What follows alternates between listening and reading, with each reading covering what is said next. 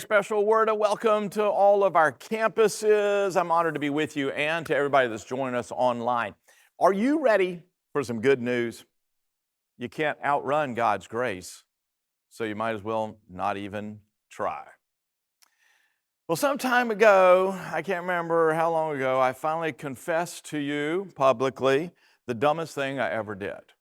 And some of you may not have heard it, and I dare to repeat it. Not because I want you to pity me, and not because I can make any amends for this moment of stupidity, but for making a point in almost anything to make my sermon point. The dumbest thing I ever did was in 1986. I had decided to go to a Presbyterian seminary in Atlanta. I'd been out of college for a couple years.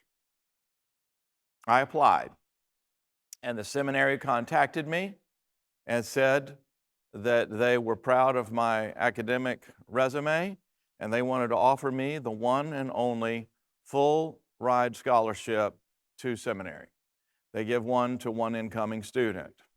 I was honored, and I turned it down because I thought maybe someone else deserved it better or could use it more than I. We had a little bit of money in the bank. My wife was going to be teaching school, and it was going to help pay the bills, and I thought maybe there'd be somebody else that would need it more. So I turned it down and instead paid all of my own expenses for seminary. And once I got into seminary, one of my best buddies, turned out he was the one who received the scholarship. He had more money than I did. And I began to wonder if I'd made a good decision. My wife, you can imagine, thought it was the dumbest thing ever, but what was she going to do about it? Many years later, when our kids were grown up enough to hear this painful story, my wife told them, "Your father turned down a full scholarship to seminary." My son said, "Dad, do you have any idea if you had taken that money instead and set it aside and invested it in the stock market, how much that might be worth today?" My daughter said, "Yeah, Dad, we could be rich." She goes, "Is this the reason I don't have a horse?" And I started thinking about the new golf clubs that I want, the hot tub I want, and how I promised my wife 10 years ago we'd redo the laundry room, and we haven't. And I couldn't help myself, but I shouldn't have. My wife is going to kill me when she hears the number, but I ran the numbers. If I had taken the money that I spent on seminary and instead had put it in the stock market in 1986 and just put it in and let it ride it out. I mean, it had to ride out a 1987 crash and the dot-com crash and the 2008 financial crisis and the COVID downturn. Ride it all out, it would be worth over $3 million. That would be more than enough for some new golf clubs, and I could donate at least $1 million to the For the Good campaign and have a couple $1,000,000 left over. Dumbest thing I ever did. And my kids and my wife remind me of it to this day. Well, before you get on me, how dumb that was, let me ask you, how well do you do when someone gives you a completely free gift? I'm not talking about some college scholarship or a year-end bonus from your employer where maybe you could go, well, I sort of deserve that. I'm talking about, no, like you were meeting with your good friend Susie for coffee in December, and she shows up and has a beautiful Christmas package wrapped up for you, and you have nothing for her, and she slides it across the table. And how do you feel about that?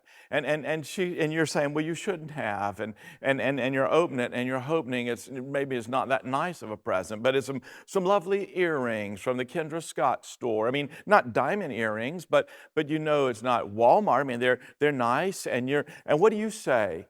You know, how do you do with that? Do you say, oh, you shouldn't have?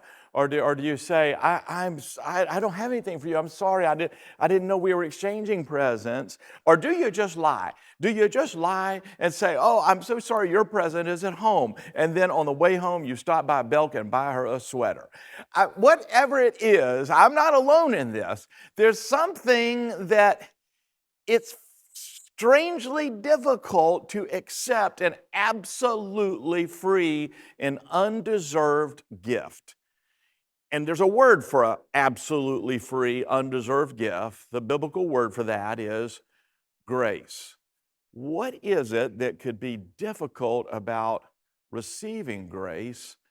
Why would we ever run from grace? And the more that I read the opening chapter of Jonah and this new little series we're in, and I think about his story, I realize that's what the story is about. The great prophet of God who is running not away from God's holiness or judgment, but running away from grace. And I want to invite you into this opening chapter and into, in some ways, the psyche of Jonah, because I think there we will learn about some of the ways that we are tempted to run away from grace. And I want to invite you into, once again, the life that receives lavishly from God what we don't deserve, His unmerited favor in Jesus Christ. So Jonah's on the run. Here it is, Jonah chapter 1, verse 1. The word of the Lord came to Jonah, the son of Amittai, saying, "Arise and go to Nineveh, that great city, and call out against it, for their evil has come up before me." But Jonah rose to flee to Tarshish from the presence of the Lord. He went down to Joppa and found a ship going to Tarshish. So he paid the fare and he went down into it to go with them to Tarshish, away from the presence of the Lord. As we learned last time, Jonah was a well-known prophet. You can read about him in 2 Kings. He had a reputation as being a patriot. He had been at work with the king, getting revelation from God about how they could secure their borders against their arch rival Assyria. And God's told him to go to Nineveh, the center city of Assyria, this wicked nation. Tarshish, as we saw, is about as far away as you could get. God said to go to Nineveh, and he goes to Tarshish, and it's repeated 3 times. Tarshish, Tarshish, Tarshish. God said Nineveh, he said Tarshish, Tarshish, Tarshish. I want to get as far away as I possibly can from the presence of the Lord. And literally, this means the face of the Lord. It reminds me of Genesis chapter 4, the first family. Cain kills his younger brother Abel. And we read it, Genesis 4:16, Cain went away from the presence of the Lord. That's that same phrase, away from the face of the Lord. You can't escape the omnipresence of God, but that's a vivid image. Jonah was attempting to escape from being in the immediate presence of God. Why? 19th century Scottish author and preacher Hugh Martin asked this question, as every preacher has: why is he running? And you wonder, could it have been fear? The Assyrians were brutal. They tortured their captives. No, there's nothing in Jonah that comes across as him being a fearful type of prophet. Could it have been that he was just concerned that he would fail and no one would listen to him? That was one of Moses' complaints. But no, nothing reads like that in the book of Jonah. Or maybe it was the fact that they were Assyrians, that they were foreigners, and this is part of it. But as the story unfolds, you realize not even that is the reason that Jonah ran.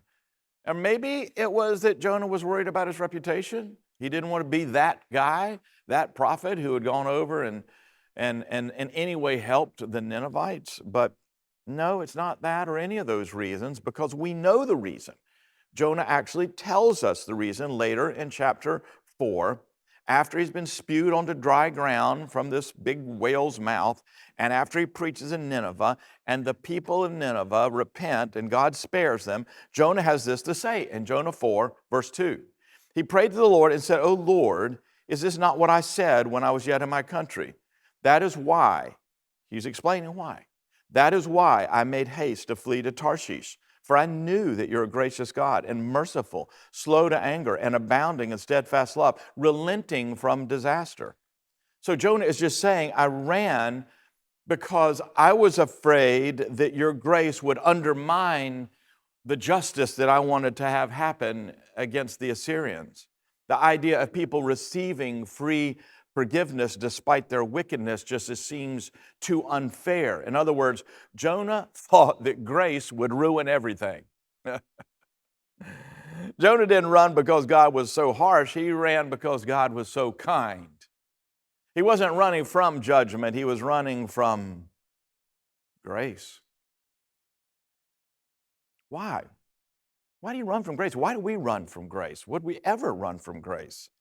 Partly I think it's just that we get so accustomed to living with a law-based mentality that we're so used to transactional living. I do this and therefore you do this for me, that the idea of unmerited gift is something we're not comfortable with. Grace just doesn't feel right. I mean, that's the way life is a lot of times. It's just you get used to something. Do me a favor, just right now, just take your hands, put them together, the clasp, interlocking your fingers, like you would if you're just resting your hands together. And just hold them there for a second. My hands, the small finger on my right hand's on the outside, that little pinky finger's there. But do me a favor, take it now and clasp them differently with the fingers over one position. Reclasp it. That feels so funny to me. It's weird. I can't even do it. I can't even hold it there. It's too weird. It's so many things in life that you get used to the way it feels, and so because it feels normal to you, you assume it is correct. I think this is part of what happened with Jonah, and I think it's part of what happens to us. Jonah was a powerful prophet who grew up in an old covenant. The old covenant was a covenant of law in which God said through Moses, if you'll obey, then you'll be blessed. It doesn't mean that God wasn't also gracious. God had actually revealed himself through Moses and said, I am the Lord, and a God who's abounding in steadfast love. This is the very thing that Jonah was kind of quoting back to God and said, I knew you were a merciful God. But the covenant itself was a covenant of law with a system of sacrifices wherein in this shadow of the good gift that was going to come in Christ, you'd bring your sacrifices to God and it would temporarily be reckoned as if it covered your sin. So the mode of operation that Jonah had grown up with was an old covenant mentality. And the very thought of the Ninevites having a chance to receive grace, it just seems so far out of line with anything that Jonah would have ever been comfortable with. Sometimes things just feel so normal that to experience it differently feels like it just can't be right. I was thinking about a man who many, many years ago, not long after I had come to Renolda Church, he left the church. I didn't know why he'd left until about a year later. And he made an appointment and he came and explained to me. And he said, Pastor, he said, when you first came here and you started preaching grace, he said, I couldn't stand it. He said, I had to leave. He was running from grace. And he said, I was gone for 8 months and I went to a church where the message was much harsher. And one day I was sitting in church and the preacher was just basically yelling at us and kind of there was a lot of shame. And all of a sudden, I said to myself, why am I here? And as soon as I said it, it was like the Lord brought back this memory to me of my childhood. Because every time I would disobey, he said, my mother would send me to my room and say, you wait there until your father comes home. And then my father would come home and take off his belt and he would beat me. And he said, I realized while I was sitting there getting another beating in church that I was gravitating towards the very thing I didn't need. And thankfully he was back and he began to understand grace. And it began to change his life. Just because something seems like it's so comfortable because it's what it's always been does not mean that it is correct. Jonah was in an old covenant, and this idea of unconditional, unmerited grace that's going to be poured out to the Ninevites, it just seemed like something that couldn't be right. It's because of this that I forever keep in front of you the gospel of grace. It's not the only message, but it's the center of our message. I feel like the great reformer Martin Luther who said, I need to listen to the gospel, which teaches me not what I must do. That's the role of the law. But what Jesus Christ, the Son of God, has already done for me, that he suffered and died to rescue me from sin and death. And Luther said, the gospel calls me to receive this and believe it. This is the heart of the gospel. It is the central truth of the Christian faith, and all true godliness flows from knowing it. So it's absolutely essential that we understand this truth well, teach it to others. This is the line I like. And beat it into their heads continually. This is why I beat it into your head continually. We run from grace because we're so comfortable with the law, because the law has been beaten in our heads since we were born in this world. It's a transactional world. And we need a whole new operating system. All right, I think Jonah's comfortable with it, and he runs from it, what seems different. But then there's this not just default to law, but default to shame. And it's on display here with Jonah. Shame is a deception. I call it a deception because the Bible teaches that we're in a spiritual battle and that the enemy, the devil, is an accuser and is called the father of lies. So the battleground is about truth. And so there's a great deception called shame, and it's a deep lie. And it says that as you are now, you do not measure up, and that's why you're not happy. And that's why you aren't really loved and accepted. It's because you're flawed, and therefore you can't really be fully loved as you are. So you need to be better than you are now. And you can either hide your flaws and pretend that you don't have them so that people will approve of you, or you can become perfect so people will approve of you, or you can realize you just are going to have to give up and just rebel and not care at all about any of your flaws. Watch this psychological process in Jonah as you watch his interactions with the pagan sailors. This big storm comes and hits, and the sailors, they're calling out to Baal or whoever their gods are, and they're looking for Jonah, like, where's this passenger Jonah? And at verse 5, you see Jonah had gone down to the inner part of the ship and had lain down and was fast asleep. I said last time, if you're fast asleep in the middle of a life-threatening storm, it's either because you have supernatural peace that passes understanding, or you've gotten so depressed you don't care. Joseph was unfortunately the latter. Sometimes shame makes you try harder and harder until you burn out and die. And sometimes shame makes you realize that you'll never be good enough, and so you don't even care if you die. So you can rebel and be destructive, or you can be depressed and be destructive, or you can wear yourself out with perfectionism. That's what shame wants to do to you. All of hell is fueled by shame. Watch what's revealed in this next section. Just look at what's going on in his soul. Verse 8, they said to him, tell us on whose account this evil has come upon us. What is your occupation? Where do you come from? What is your country? And what people are you? And he said to them, I'm a Hebrew, and I fear the Lord, the God of heaven, who made the sea and the dry land. Then the men were exceedingly afraid, and he said to him, what is this that you have done? So they, like all the world, operates out of a transactional religious mentality. For the men knew that he was fleeing from the presence of the Lord because he told them. And then they said to him, what shall we do to you that the sea may quiet down for us? For the sea grew more and more tempestuous. And he said to them, pick me up, hurl me into the sea, and the sea will quiet down for you. For I know it's because of me that this great tempest has come upon you.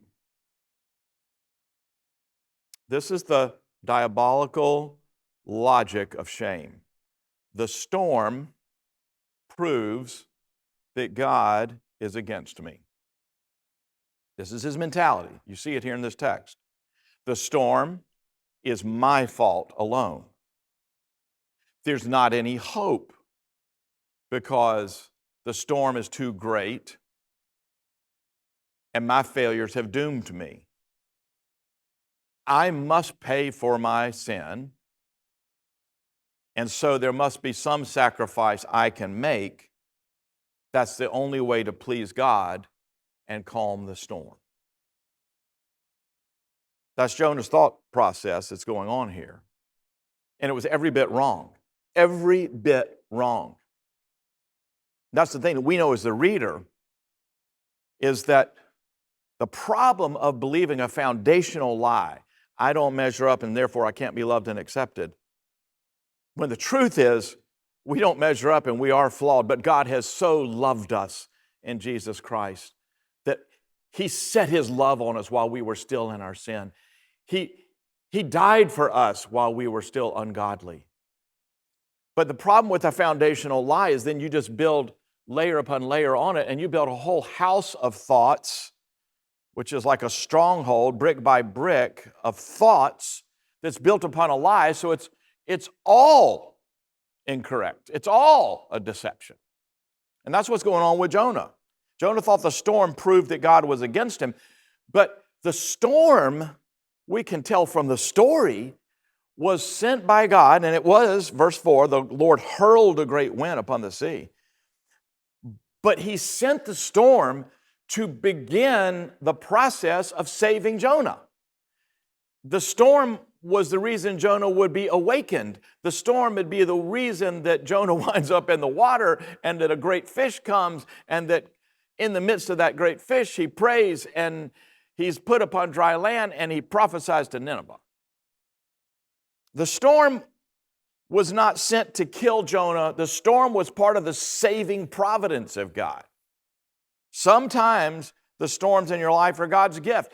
Do not let shame tell you that every time an adversity comes along, that this is proof that God's against me, that God doesn't like me, and that things don't work out for me. Jonah proves that wrong. And then Jonah says, it's because of me. Now, in one sense, that's right. The storm would have never arisen if it weren't for Jonah. But notice how all of it gets leveled in on, it's all about me. This is a form of self-absorption, is when the guilt-taking and the shame scapegoating gets so centered upon ourselves. It's all about me. Oh, really? Did any of it have to do with Nineveh and the great wickedness of Assyria? Did any of it have to do with anything other than Jonah? Of course it did. Jonah wasn't the whole problem, but he's thinking, this is the way shame says, it's all me. Right? The focus is on self. And Jonah thinks that his sin has doomed him, but of course the whole story is conveying that God is in a process of restoring him. It's a beautiful story of providence, of the way God has appointed the right moment and the right fish in the right way to save this prophet and restore his prophetic office so that he can fulfill his calling. That's what the story's about. Jonah thinks he's doomed, and just the opposite is happening. But shame tells him, you're doomed, and then says, you really have to pay for your mistakes. Shame always carries with it a voice to lead us toward self-condemnation.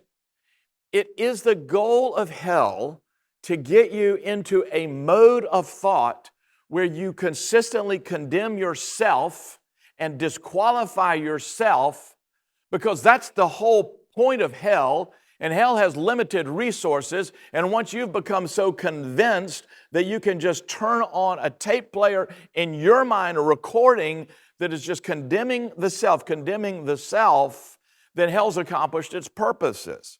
Jonah's shame says, you're condemned and you've got to pay for this. But the whole point of the story is the opposite, is that there is no payment that you can make here. There's no way that you, Jonah, are wealthy enough to cover this debt. This is what the Bible teaches. It's like we think somehow we're going to make it up to God. No, He's infinitely holy. And we, no matter what our level of sin, are compared to the infinite holiness of God. We're infinitely sinful comparatively. We're people who make $30,000 a year and we've racked up a $10 million debt. You could work the rest of your life at your $30,000 a year and you're never going to pay off your $10 million debt. The gospel doesn't say you've sinned and you need to pay. The gospel says you've sinned, you have a debt you can't pay, so receive my grace. Receive mercy. So Jonah is like, I'm condemned, I'm doomed, I've got to pay, and here comes the lie. So if I punish myself, suffer enough, sacrifice enough, it'll please God and stop the storm, so throw me overboard. Jonah is running from grace. It doesn't feel comfortable because it's not what his experience is. It's not his covenant. And his shame is screaming at him. But I want to show you something that's even, I think, deeper in Jonah's psyche that is making him run from grace. And this, beloved, if I could convey it to you, would change everything. You see it in the interaction with the sailors when they first start quizzing and pleading with Jonah. Look back at verse 8. They said to him, tell us on whose account this evil has come upon us. What is your occupation? And where do you come from? What's your country and what people are you? Now, Tim Keller has rich insights on this from which I've gleaned. And he points out that they're essentially asking, the sailors are asking him three things: Jonah's purpose, his place, and his people. His purpose, what's your mission? A lot of scholars think that the word for occupation here really means vocation or mission. What's your purpose? They're not just saying, what do you do for a living? Which Jonah never says, I'm a prophet. Never says anything about his purpose in this world, right? And what is your place? Where do you come from? And who are your people? What is your ethnicity? What's your race? And it's been noted that though the question about his race was the last question asked, it's the first one Jonah answered. Verse 9, he said to them, I'm a Hebrew. More than one scholar has pointed out that since Jonah answered first, I'm a Hebrew, that it is showing us something of the psyche of this depressed prophet. That though he's asked about his purpose in the world, he's asked about his people, that instead he speaks about his race and his ethnicity, that his identity, therefore, is, in the words of Tim Keller, too shallow. I like that.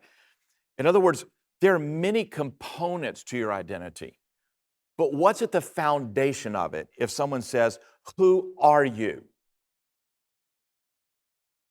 And if it is that you're primarily defined by an ethnicity or even a lineage or by something that you do, then your identity has not become what God wants.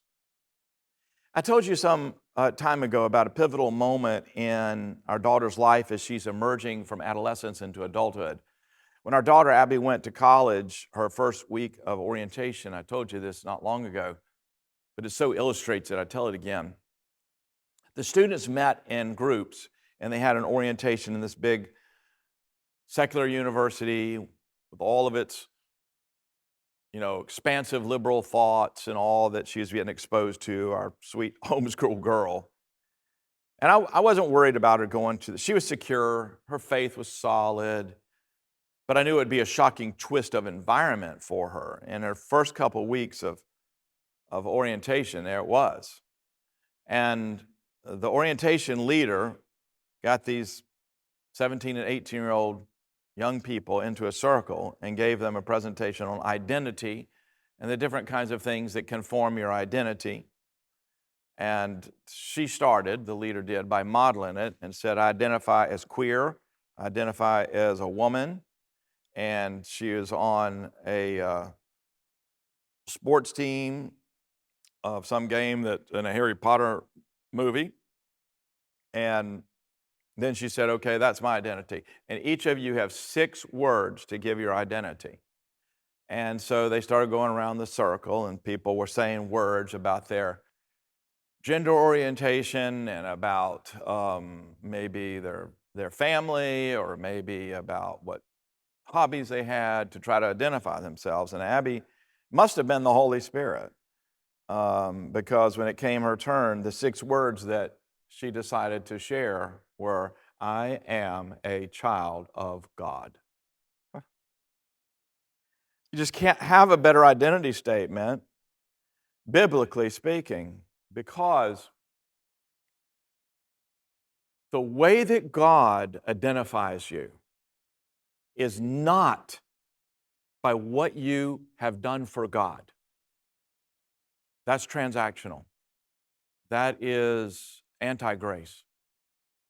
But the way that God identifies you is by what He's done for you. Even to call yourself a Christian is to be a Christ one. And the way that God identifies you is that He came in the person of Jesus Christ to die a death that we all deserve to die and to experience the hell that we should have experienced on our behalf so that justice would be served and the great heart of God to be kind and merciful to you would be released such that you would become the recipient of love and grace. And as the opening chapter of John's Gospel says, to believe on Him and have the right, therefore, to become a child of God. So the way God identifies the Christian is you are my child. And to say you are my child is for God to say, I have adopted you. It is, to use another image, I have brought you into the family. And you've been born anew, and you have become mine. So that the definition of your life is that you belong to God. I am a child of God. Who are you, Jonah? What's your mission? Who are your people? And Jonah says, I'm a Hebrew. It's too shallow. It's too flimsy. And it's missing the point. He'd at least been better to say, I'm a prophet of the living God. You know, he'd at least been better to say, I'm on a mission because God speaks to me and I share His word. He'd be better off to have something like that. But instead, he starts with his ethnicity. He acknowledges that he fears the Lord. But the real answer, the deep answer, the non-flimsy answer, the non-superficial answer is, I am a child of God. And I belong to the Lord of the universe. And He loves me. The primary way that Paul addressed Christians in the first century, the primary identity statement that he spoke over them again and again was the beautiful Greek word agapetos, or in the plural, agapetoi. And it is translated beloved. Agapetos is taken from the word agape, that unconditional love of God that in the Old Testament was called chesed. In the New Testament it's called agape. The love that only comes from God. The unmerited favor of God and kindness of God. And so who you are is you're an agapetos. You are a recipient of the love of God. To all those in Rome, Romans 1:7, who are loved by God, that's agapetos. Philippians 4:1, therefore, my brothers whom I love, that's speaking Paul's words, but then he says at the end, stand firm in the Lord, my beloved, agapetoi. 2 Corinthians 7, even when he is bringing correction, since we have these promises, beloved, let us cleanse ourselves. Beloved, agapetoi. That's who Jonah is. He's agapetos of God. But he didn't know it. He didn't know it. And he was going down. That's one of the words you just see repeated. He went down to Joppa. He went down into the boat. He's going to go down into the ocean. And he's eventually going to go down into the belly of a whale. He's down. And he's down. He's going further down. And it's not until Jonah is actually in the belly of some great fish that the miracle takes place, where now none of his ethnicity, none of the fact that he's Hebrew rather than Assyrian, neither his prophetic status or his place in the royal court, and not his high religious standing, none of that means anything when you're in the belly of a whale. We'll look in detail at this next time, but in chapter 2, this is part of what Jonah prayed in the belly of that fish. We're going to see a lot of rich things in this prayer, but here's part of it. Verse 6, to the roots of the mountains I went down. He's talking about how low he went. To the land whose bars closed upon me forever. Yet you brought up my life from the pit, O Lord my God. When my life was fainting away, I remembered the Lord. I think he's saying, I remembered His kindness. I remembered His great love. I remembered His goodness.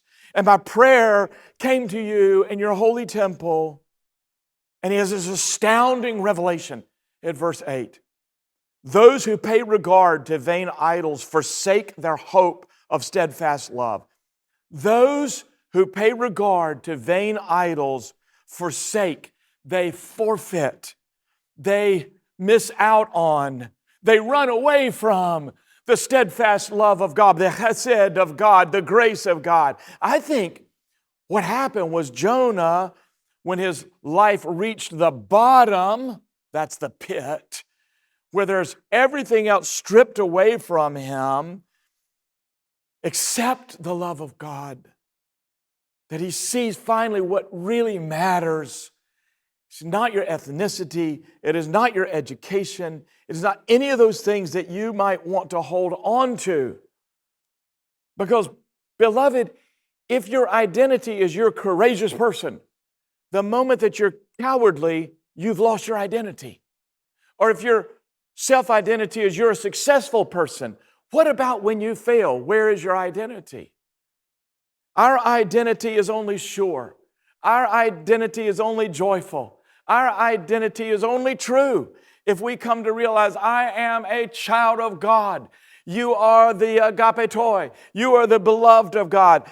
The definition of your life, like Jonah had to discover, is you are a recipient of the grace and the love of God in Jesus Christ. That's who you are. Beloved. To me, this is the surest way,